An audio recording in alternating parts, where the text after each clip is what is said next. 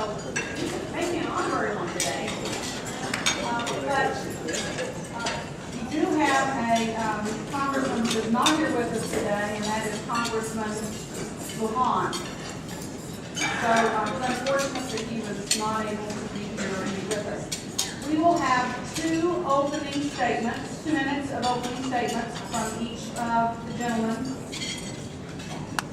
The first speaker on each topic that we're going to talk about will have 2 minutes, and the following speaker will have 1 minute to address that same question. For example, let's take for example, the first ethics question is given, so the first respondent will get 2 minutes, and the other 2 will get 1 minute.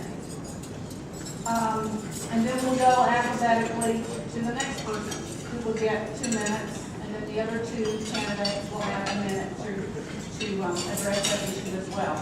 Are we ready to get started? Okay, here we go. We have 3 topics: ethics, health, and immigration. So, Mr. Varela, you will take the first question, and Congressman Hunter and Mr. Varela will respond as well. And Mrs. Varela will have 2 minutes. The other will have 1 minute. The question is, how do you stay true to your core ethical duties?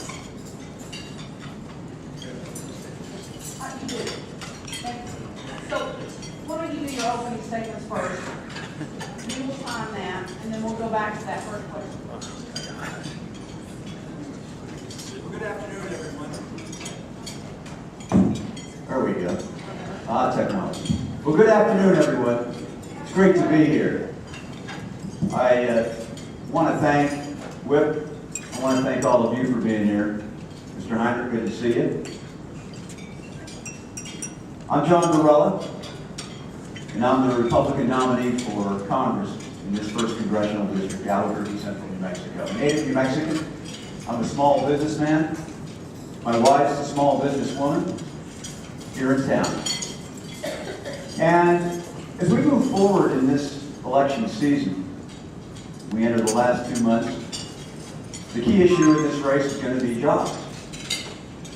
It's about how we reduce this crushing debt and deficit that threatens any kind of hope for an economic recovery. It's about the future of our kids and how we're going to respond to this crushing debt and deficit. And I've said this many, many times before. I respect Mr. Heinrich in his office. But this election season, we're going to have some very deep philosophical differences, which will be hopefully starkly pointed out today.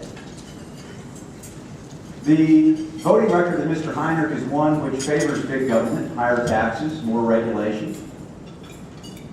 A command economy where the government comes in and basically tells small business people it knows best. And in my opinion, those policies have failed. Their economic record is one of a trail of promises made and promises broken. Our economy's in shambles and it's getting worse. The housing starts that we saw this week, lowest numbers in history. So, the philosophy that I hope to articulate today is that I believe that small business entrepreneurs, risk takers, is going to lead us out of this horrible job spiral that we're in, not the government. So I look forward to talking about those issues this afternoon.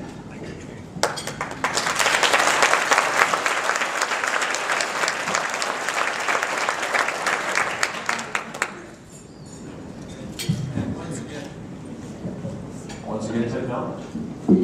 I want to thank WIPP and thank ECI and thank all of you for participating so that we can have the right answers. I've spent the last year and a half trying to recover and restore our economy from one of the most crippling recessions and downturns in our country's history by fighting for job creation right here in Albuquerque, by passing legislation to get credit into the hands of small businesses at a time when that credit has dried up, and by looking out for the families that work so hard in New Mexico every day. I realized about 2 months into my term that because of this recession, $13 trillion of private wealth had already disappeared in this country. We cannot afford to go back to the very policies that created this hole in our economy in the first place. Small businesses are absolutely central to our economic future and our economic strategy for growing out of this recession. That's why I've also fought for tax incentives for small businesses who are able to hire or expand their payroll in the midst of the downturn.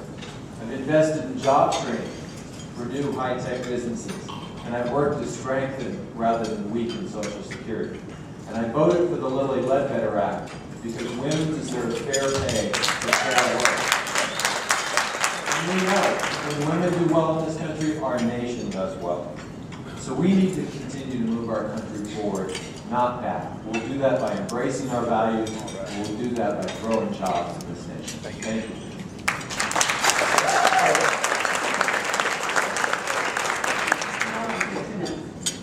Can you hear me in the back of the room there? All right.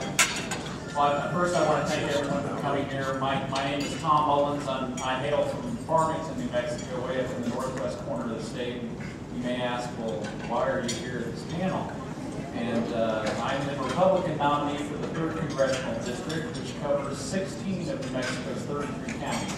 I've got 7 precincts in Bernalillo County and all of Rio Rancho and the Corrales area, and if you go north, all the way to the Colorado border, and the east side of the state, I have Clovis and Portales, Curry, and Roosevelt County. And you might have noticed my truck and trailer outside. We've been putting on a lot of miles, over 86,000 miles. My background, I'm a professional engineer in the oil and gas business in Farmington, and I've been up there for 20 years. I'm a small business owner, so I understand business. And I think we need to have representation in Washington, D.C. And I'm very disappointed that my opponent in this race is not attending the forum here today. I do want to let you know that there